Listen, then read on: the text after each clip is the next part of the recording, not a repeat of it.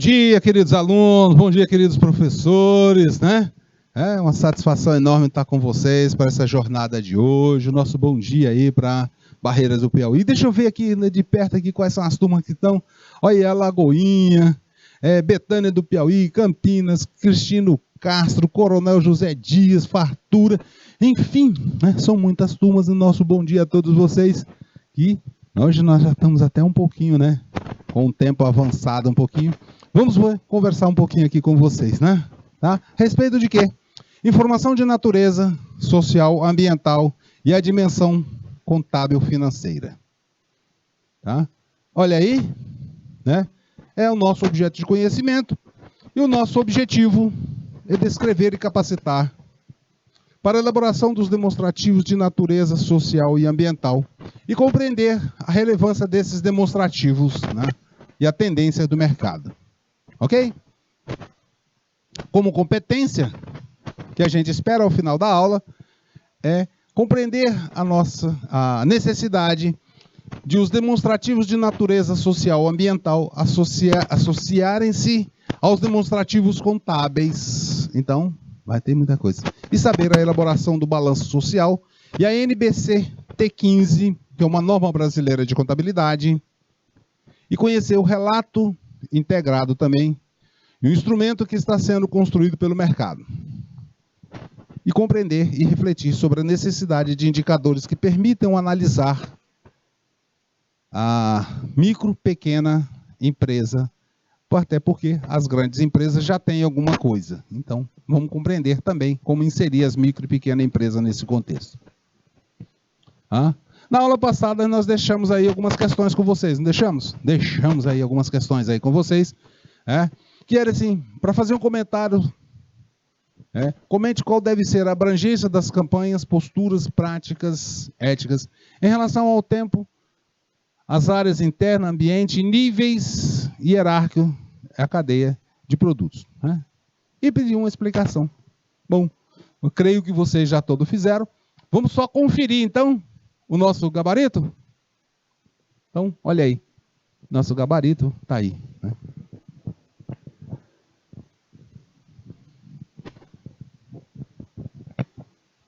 Então, está aí, ó. Temporal, né, Ravima? Temporal, porque tem que ter a continuidade em todos os tempos, não é um tempo específico.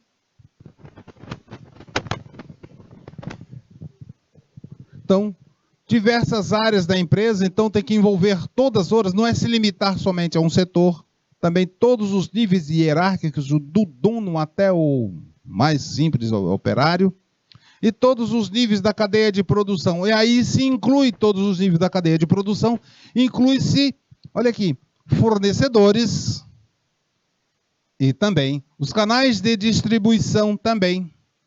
Entra assim todos os canais, desde o fornecedor até os canais de distribuição. Então pega todos os canais, de toda a cadeia produtiva. E isso é muito importante, porque veja só, olha só, lá na embalagem eu posso ter toda uma preocupação com o meio ambiente, porém o produtor da embalagem não está nem aí com a história, e aí vira um problema para nós. Deixamos uma questão aí para... Opa, já tem gabarito? Já? Já apertou, né? Então, deixa aí, né?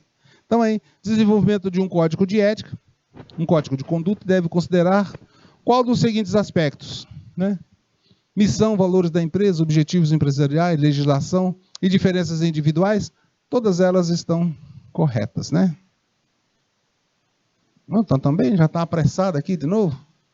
Com relação à teoria do negócio, é falso, é só para ver a informação falsa também, só para vocês conferirem o gabarito, tá aí, olha só, Letra D, não deve ser avaliado quando ocorre um sucesso de um concorrente, É claro, eu não vou ficar preocupado nisso aí, Isso aqui, pessoal, lembra aqui, ó, é falso, Eu tenho que me preocupar, sim. Também, outra aqui já está feita, deixa feita, já apareceu, para assinar a informação verdadeira. Então vamos ver o seguinte aqui, já que está aqui, vamos ver as outras por que não são, A informação constitui um intangível de fácil mensuração? Negativo, né? Negativo, não é de fácil, informação não é de fácil mensuração, né? Em uma sociedade globalizada, as informações sobre ética corporativa não são relevantes, sim. Em um ambiente competitivo, as empresas não devem se preocupar com questões éticas? Também não, né? Outro não aqui que invalida a questão, né? As empresas hoje podem facilmente não divulgar internamente nem externamente fatos negativos que ocorrem ao longo da empresa? Não. Também já está tudo aqui, né? Tudo fechado, né? E agora aqui, pessoal, uma questão. Essa questão aqui ela tem uma capciosidade bastante grande, tá? Ela tem uma capciosidade bastante grande que ela exige um raciocínio lógico antes de responder. Porque assim, ela no início ela começa com uma negação e trata-se de uma outra negação. Não consiste um exemplo de falta de ética. Então, se não consiste um exemplo de falta de ética, então eu quero saber aqui o que é, né? Um exemplo de ética. Eu quero saber uma coisa verdadeira ou uma coisa que acontece. Então, divulgar, aqui vamos dar a primeira, né? Usar a rede da empresa, né, para saber questões pessoais. Então, aqui, ó. Saber questões pessoais? O que é isso, meu irmão? Deixa as questões pessoais lá. Copiar figura na internet sem autorização? Também não. Usar computadores de outros colegas sem autorização? Também não. E utilizar softwares sem licença? Também não. Então, tudo isso aí, pessoal, são falta de ética. Se aqui nós não tivesse colocado o não, todas essas estariam corretas. Mas como nós estamos uma negação de uma negação, nós estamos procurando a verdade. Divulgar um breve texto disponível, citando a fonte e seu trabalho, no trabalho que vocês fizerem. Muito boa questão, né? Bem capciosa. E assim, perguntamos também quais pessoas, o código de ética deve abranger. Quais pessoas devem abranger no código de ética? Veja só para a gente gabaritar aí para vocês, né? Vocês já fizeram, né? Conselheiros, diretores, sócios, funcionários, fornecedores, outros stakeholders. Então, quer dizer, aí são todas as partes que podem estar interessadas na organização, seja direta ou indiretamente. E aí, pedimos também uma definição de stakeholders. Bom, stakeholders, por si, já está exemplificado parcialmente aqui na questão número 6. Então, é só dizer que são todas as pessoas que estão interessadas na organização. Seja ela pessoa física ou... Opa, essa cor não. Seja uma pessoa física ou uma pessoa jurídica que possa ter interesse na empresa. Seja direta ou indireta, governo, funcionários, a sociedade, clientes, concorrentes, todo mundo que pode estar interessado. E também citar 5 assuntos que devem ser, que merecem ser abordados no Código de Ética.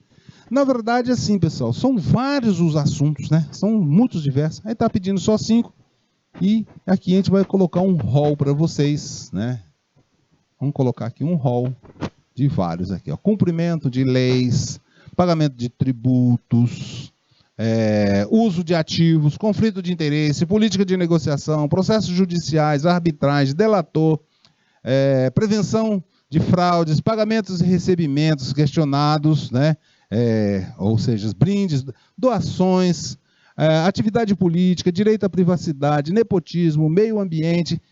Cheio vai, Muitos assuntos. E pessoal, eu vou dizer para vocês, é importante, fazer um elencar bem mesmo, de todas essas questões, para que o Código de Ética cubra, todos os aspectos. E caso vocês, ao trabalharem, quando estiverem atuando com essa área, com o Código de Ética, ou o Código de Conduta da empresa, vocês depararem com uma situação, e aí, se vocês não tiver no código de ética, aí vocês têm que trazer para debater, para incluir no código de ética. O que são partes relacionadas, né? Aí explique para a parte relacionada em uma entidade ou pessoa que é uma... aqui, né? Ah, já botei a explicação, muito bom, né? Parte relacionada é uma entidade ou uma pessoa física ou um membro próximo da família dessa pessoa física que esteja relacionada à entidade, né? Então tá aí já, né? É isso aí. Então nós temos aqui alguns exemplos, né? Para a gente fazer um exemplificado disso aí. Já está a definição e agora exemplificar, né? Olha, uma pessoa física, né? Determinada pessoa é gestora de uma empresa e faz transações comerciais com outra empresa, com o principal acionista, membro da família.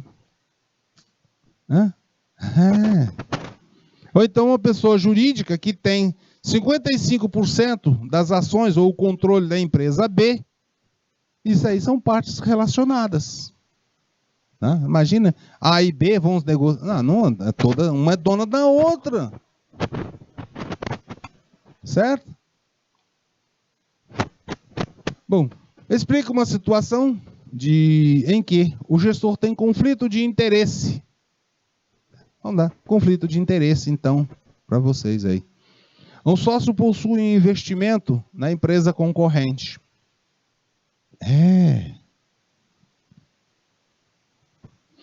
Um administrador é sócio da concorrência. Ou um grupo de gestores que possui interesse diversos da empresa, ou seja, se eu tenho uma empresa do ramo agropecuário, mas ele tem outros interesses totalmente, não tem nada a ver, né? Membro do conselho da empresa, que ao mesmo tempo exerce a função de gestão. Ou seja, ele é auditor e é gestor, né? Ou seja, é fiscal e executor. Ora, o fiscal dificilmente ele vai punir ele mesmo por ter feito alguma coisa, vai fazer. Então esse é um conflito de interesse. Quem fiscaliza não pode ser o mesmo gestor. E assim, nós podemos começar então a falar com vocês aí sobre a natureza social, ambiental e dimensão contábil financeira do balanço social e relato integrado. Ok? Então, vamos lá, né?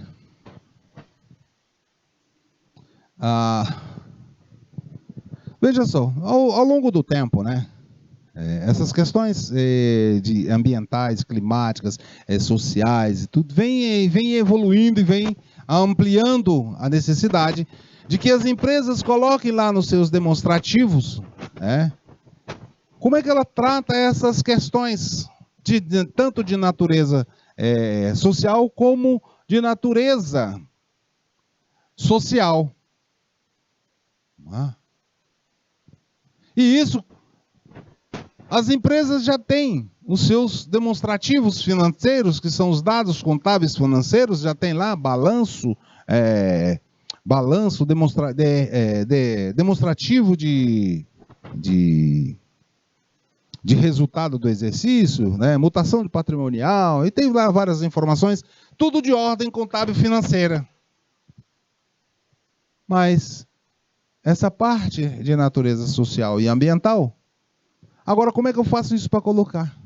E aí se está nesse processo alguns já bem mais avançado, outros menos, temos um balanço social e a demonstração do valor adicionado. E temos ainda as normas brasileiras de contabilidade, normas técnicas, e o relato integrado. Veja só, pessoal, isso aí já tem alguma coisa desenvolvida e vem sendo desenvolvida, mas ainda se busca um aperfeiçoamento desses relatórios integrados com indicadores que possam permitir fazer comparações entre empresas em períodos diferentes, principalmente quando as empresas têm perfis diferentes, ou também como incluir as pequenas e médias empresas nesse contexto. Então, alguma coisa já está desenvolvida, mas agora se questiona, se pergunta-se, como melhorar isso? E é importante melhorar isso. Então, vamos aprofundar mais aí nós, né? Bom, os demonstrativos de natureza social e ambiental são instrumentos que permitem fazer comparações, né, de períodos diferentes, divulgar também o comprometimento e quais são as ações efetivas que as organizações têm em relação às questões ambientais. Também como eu faço para comparar empresas de segmentos diferentes? Como é que eu consigo comparar o Banco do Brasil com a padaria de Jurema?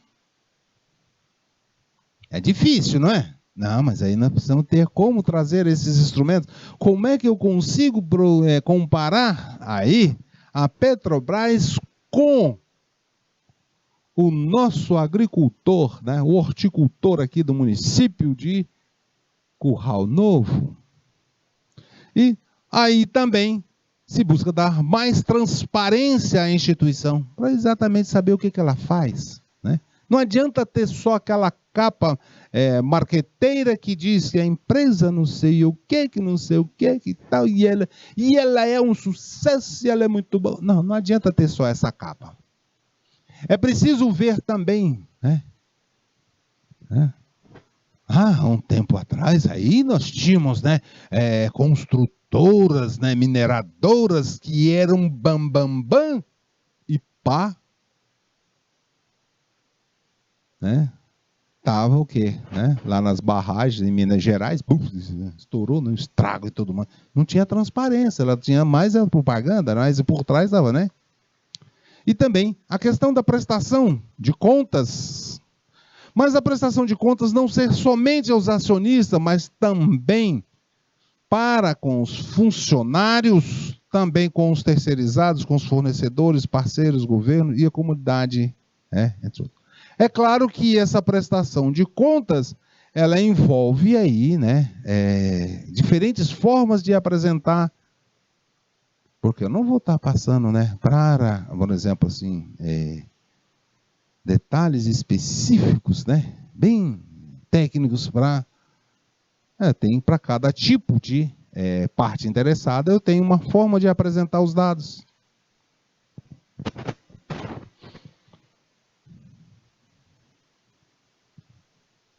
E veja que tanto a responsabilidade social e ambiental, e os demonstrativos, né, normais lá, demonstrativos contábeis financeiros, né, são relevantes, né, para a sociedade atual. E todos esses demonstrativos, eles devem ser aprimorados. Vimos aí, Velais, lá em 2014, na sua página 133, ele já colocava lá, né?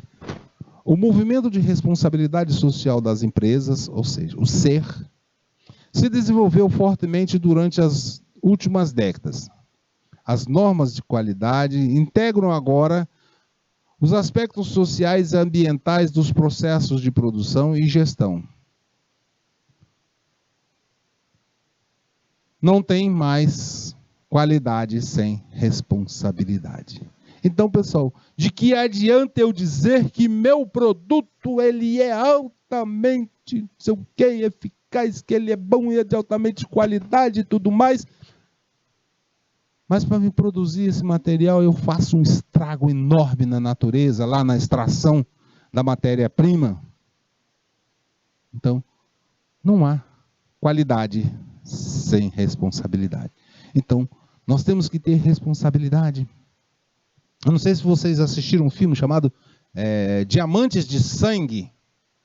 As nossas joias, né, são fabulosas, têm alta qualidade, alto padrão. Mas os diamantes eram extraídos na África a poder de sangue e escravidão de muitas pessoas. Assistam o filme.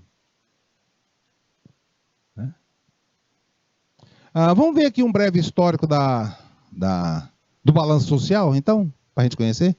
Veja só, pessoal, esse movimento ele já vem com algum tempo, mas a partir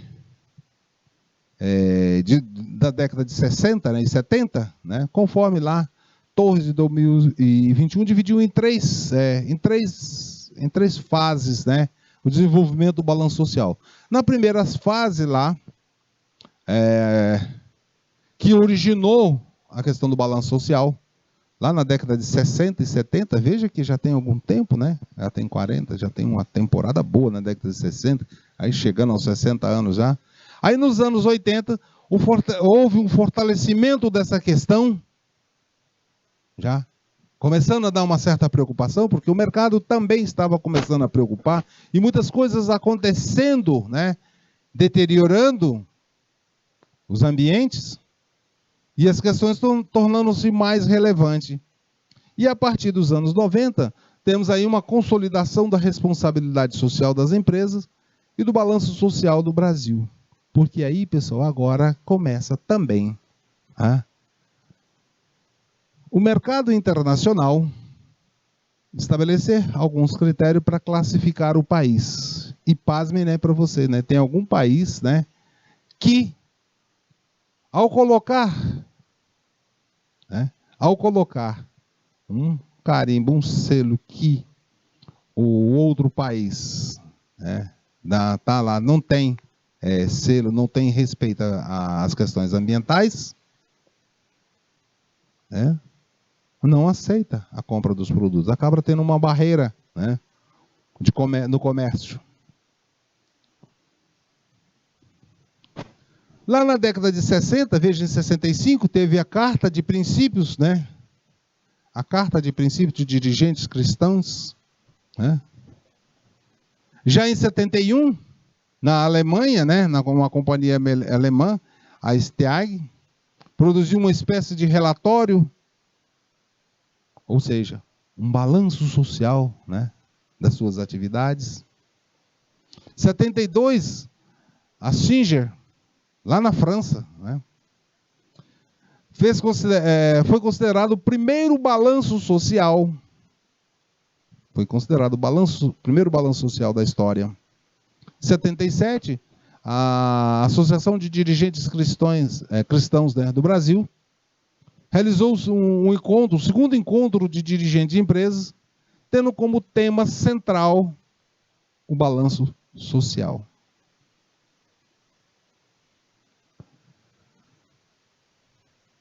A partir de 80, na década de 80, esse fortalecimento, né? Aí já começa a ter um modelo de balanço social, né? O Tinoco aqui, em 1984, né, apresentou um trabalho acadêmico sobre balanço social na área contábil. Em 84 também foi publicado um relatório que denominou Balanço Social. Foi considerado o primeiro relatório no Brasil lá em 84, né? O primeiro relatório do Balanço Social. Mas assim, esse período não foi um período de grandes produções, né? Tirando as exceções lá da França, da Alemanha, mas aqui, o que teve de relevante aqui foi o que a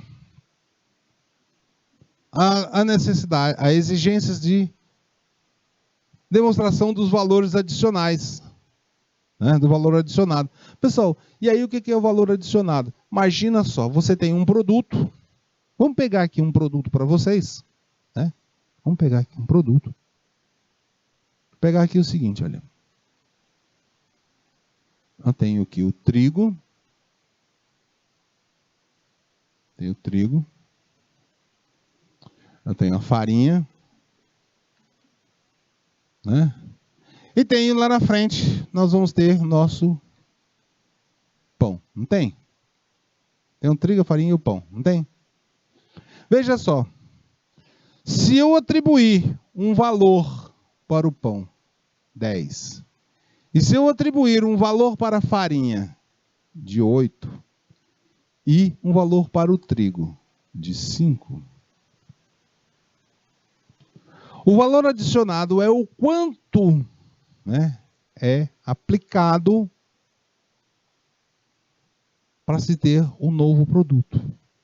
Então, se eu quero saber qual é o valor adicionado da farinha, eu tenho que tirar o quanto é do trigo. Então, o valor adicionado da farinha vai ser 8 menos 5, vai dar 3. Já o pão, eu tenho que tirar a farinha. 8 menos 2, 10 menos 8, 2. Tá? E a partir daí, né, se começa a ter os valores adicionados, né, e fazer comparações entre, né, com quadro de pessoal efetivo, de produção, financeiro, encargos financeiros, fazer essas comparações. Né? Aqui vocês têm, né, que o valor adicionado consiste, né, nessa valor de venda menos o custo adquirido. Então, o valor de venda do pão está ali, né? Professor, mas para que é isso? É isso aí, pessoal, para a gente poder saber exatamente onde é que está acontecendo a geração de riqueza. Porque antes, o que se estava vendo e lançando era só onde estava o pão. E aí? Né? Então, nessa época, foi importante para isso. Né?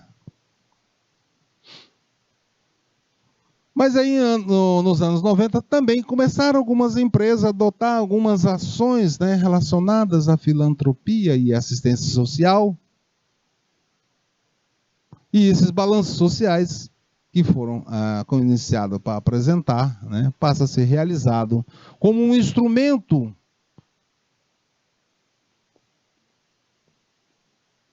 das instituições para relatar sustentabilidade e outros instrumentos.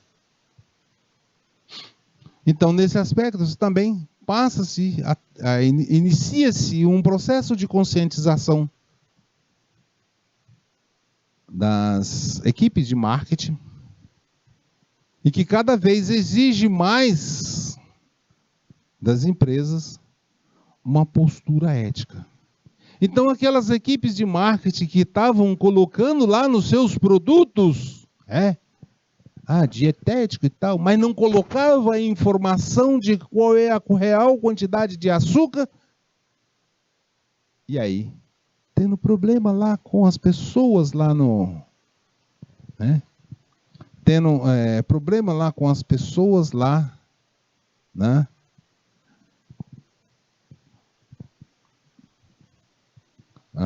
Com as pessoas que são diabéticas.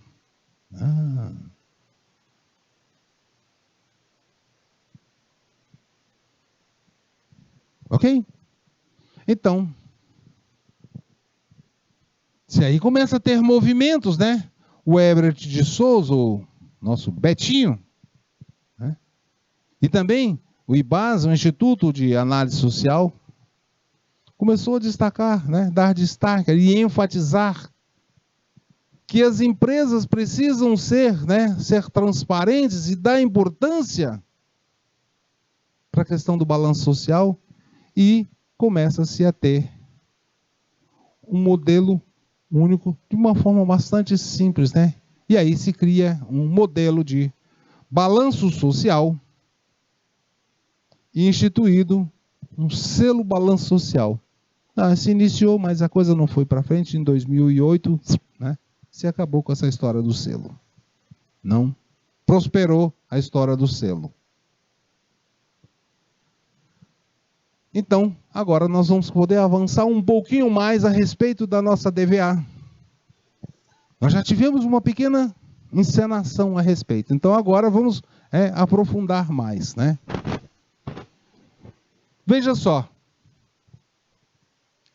O DVA, o demonstrativo de valor adicionado, ele é parte integrante do balanço social. Né? E o balanço social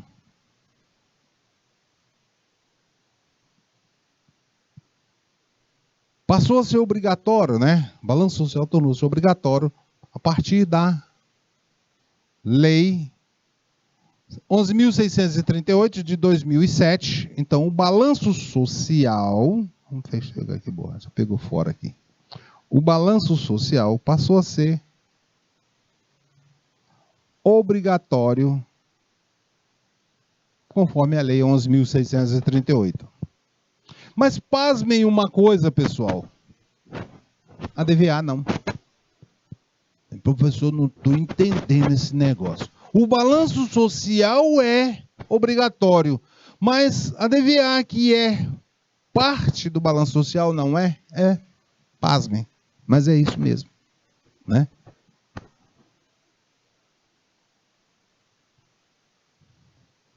Mas aí nós vamos ter, né, que algumas situações para as empresas, né, de capital aberto é obrigatório. Então não é para todo mundo.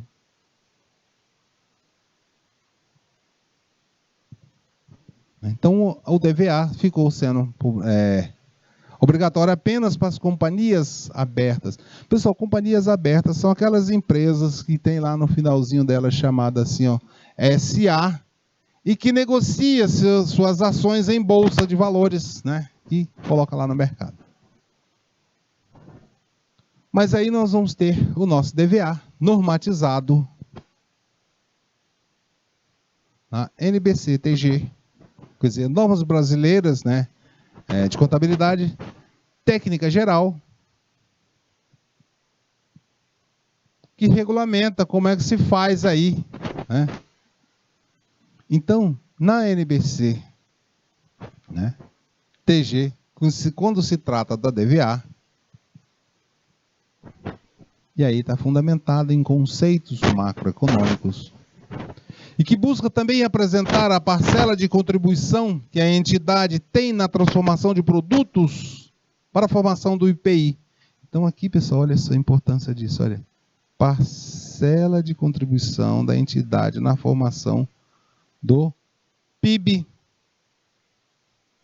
E aí, pessoal, do país, do estado, do município, né? E mais ainda, né? E caracteriza onde essas operações são realizadas, né? E é claro, né, tirando uma parte da outra para que não dá dupla, né, dupla contagem. Pessoal, o que acontece assim? Vamos pegar o nosso, vamos voltar ao nosso caso ali, né? Vamos botar o nosso caso ali, para a gente poder ver aqui algumas questões, para que vocês consigam perceber bem direitinho o quanto é importante isso, até para poder prestar as informações, né, de nível econômico. Né?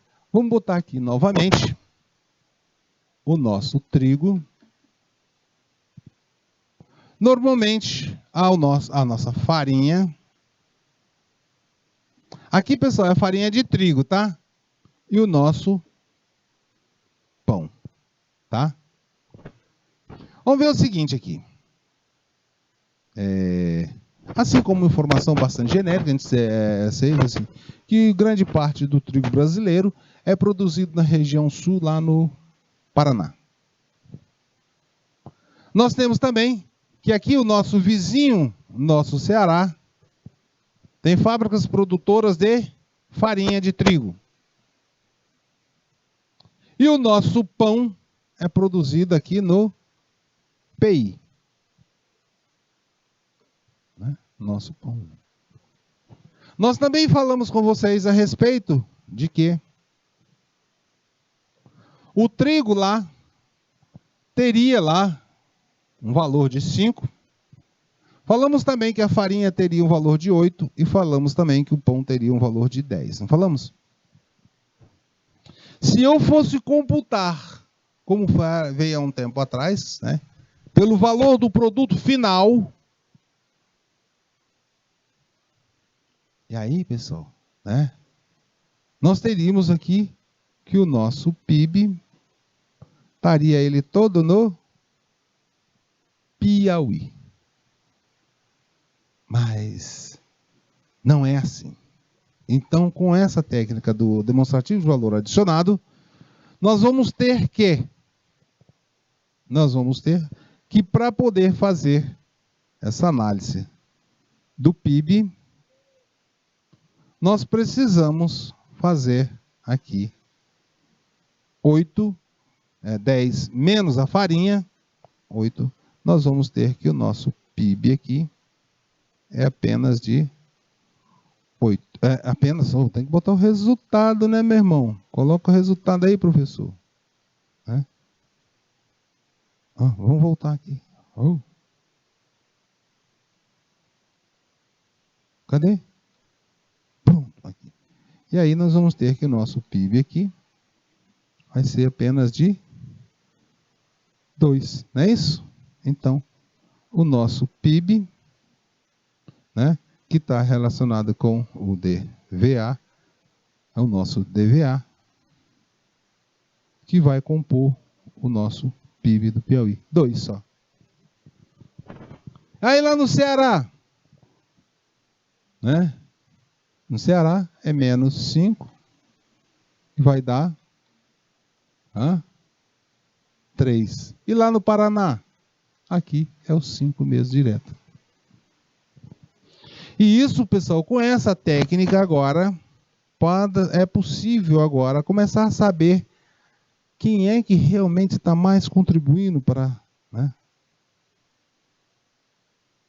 o desenvolvimento e a renda no país. E essa técnica aí de ir tirando os anteriores é justamente para que não haja essa dupla contagem aqui. Se a pessoa, se eu contasse aqui 10 para o pão, aí eu vou estar o Piauí 10, mas quando eu fosse somar 8 da farinha, estaria 18, somando lá daria 23? Não, aí não dá, né? Aí tem que tirar isso. Mas vamos ver aqui um modelinho que eu trouxe para vocês de como é que se faz uma apuração disso aí. Inclusive como é que se faz a aplicabilidade desse modelo.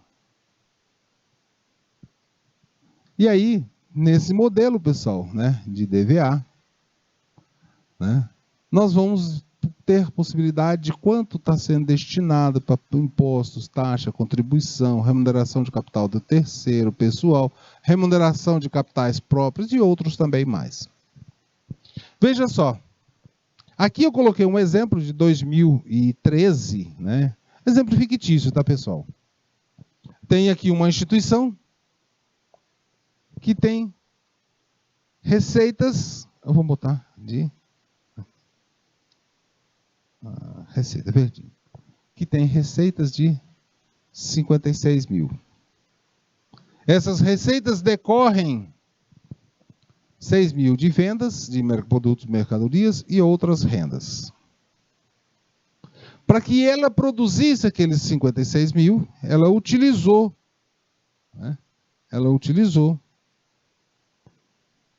20 mil reais, mediante o custo de produtos e serviços vendidos. Então, se eu olhar o preço da matéria-prima ou dos produtos que ela comprou para produzir. Seria ali, no caso, a nossa venda de pães, 56 mil, mas aí eu gastei ali, 8 com farinha. E isso, a partir disso aí, nós vamos ter o nosso valor adicionado bruto. Aqui tá. Valor adicionado bruto.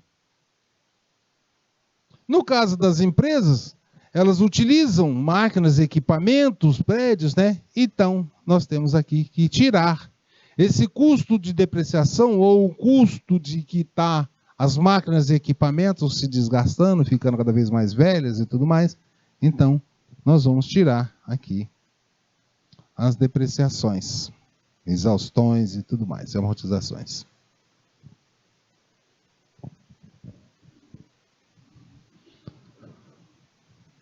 Aí é que nós vamos passar. Ainda não. E aí nós vamos ter o nosso valor adicionado líquido, que agora de 36 já é 35. Mas nós tivemos algumas receitas financeiras também na empresa, né? Tivemos receitas financeiras de 100 e vamos somar e vamos ter o nosso valor adicionado total, que vai ser distribuído pelas áreas para saber quem é que está participando desse valor adicionado. E aí, se fazendo o cálculo lá, pessoal, 21 mil, impostos e taxa, 12, né? Remuneração de capital terceiro, 950, remuneração de capital próprio, 250 e outros 600. E vejam que aqui do lado nós temos um cálculo em percentuais, sendo que o valor total a distribuir é igual a 100%, e aí se calculando 21.500 de 35.300, nós vamos ter que é 60%,91, fazendo os cálculos dos demais. E aí é possível a gente saber que esse valor adicionado, para onde é que ele está indo. E nisso aqui, pessoal, para quem vai adquirir um negócio, né, vai comprar uma participação em uma empresa, ele olha isso aqui, né? Ó, remuneração dos capitais. E olha aqui, essa remuneração dos capitais, os percentuais, como é que estão? De terceiro, que é empréstimo, 2,69, mas o capital próprio, aquele que é investimento do empresário, só 0,71. E a partir daí se permite você ter uma ideia se você, essa empresa, para mim ganhar só 0,75%, não estou afim disso não. Se fosse um pouquinho maior, até que me animaria a comprar ações e investir nessa empresa aí. Por aí. Mas tem outros instrumentos para fazer análise, inclusive com maior nível de profundidade, tá? Mas aqui agora nós precisamos também conhecer um pouco mais a respeito da NBC-T 15. A NBC-T 15, pessoal, é uma norma que foi estabelecida lá pelo Conselho Federal de Contabilidade. As NBCs são sempre lá pelo Conselho Federal de Contabilidade, que em 2006 estabeleceu uma série de procedimentos de natureza social, ambiental, de natureza social e ambiental.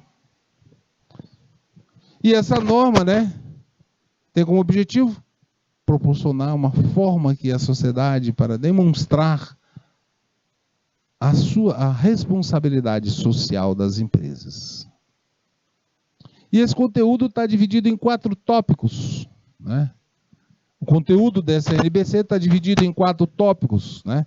Um deles, que se trata da geração e distribuição da riqueza, o outro trata dos recursos humanos, e outro é a interação da entidade com o meio ambiente externo e a interação com outros meio ambiente. 4 áreas bem definidas. Eu vou dizer para você, tem muita coisa nessa NBC, né? Muita coisa aí.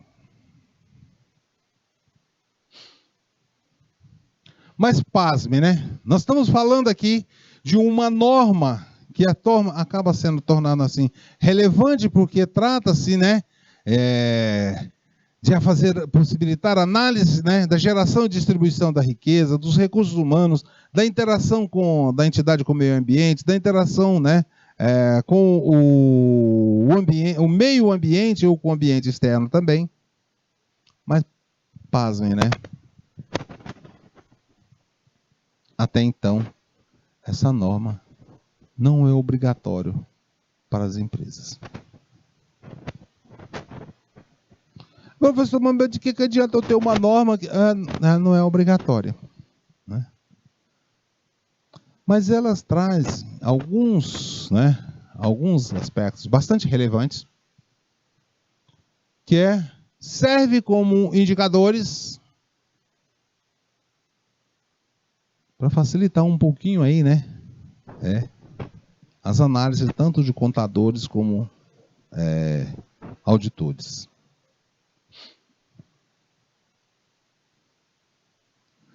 Mas assim, pessoal, essa NBC traz alguns aspectos relevantes e tudo mais, mas ainda temos alguns aspectos que devem ser melhorados e incluídos, né, nesses indicadores para que a gente possa ter, né, uma melhor possibilidade de compreender e considerar a realidade, né, a realidade das empresas.